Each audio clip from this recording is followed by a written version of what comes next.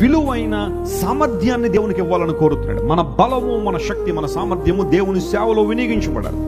ఒక దేవుని సేవకుడు అంటాడు, ప్రభువా నేను నీ సేవలో అరిగిపోవాలే గాని తుప్పుపడ్డానికి వీలు లేదన్నాడు.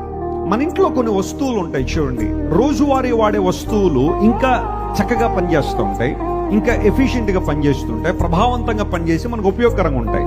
పని చేయని వస్తువులు ఒక మూల పెట్టి ఉంచండి, కొంతకాలానికి ఒకవేళ ఇనుప సామాన్ అయితే రస్ట్ అనేది పట్టేస్తుంది, వాటి తుప్పు పట్టేస్తుంది.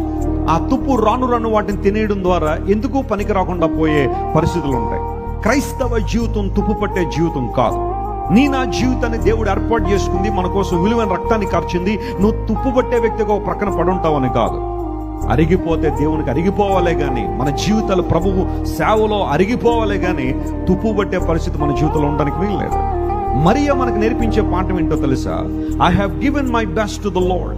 నా దేవునికి నేను శ్రేష్టమైన వాటిని ఇచ్చాను, నా ప్రేమను వ్యక్తపరిచాను. నేను దేవుని ప్రేమిస్తున్నానని చెప్పడం మాత్రమే కాదు, సమయం వచ్చినప్పుడు ఆ ప్రేమను నేను వ్యక్తం చేశాను అని మరి ఒక చక్కని పాఠాన్ని నేర్పిస్తా ఉంది.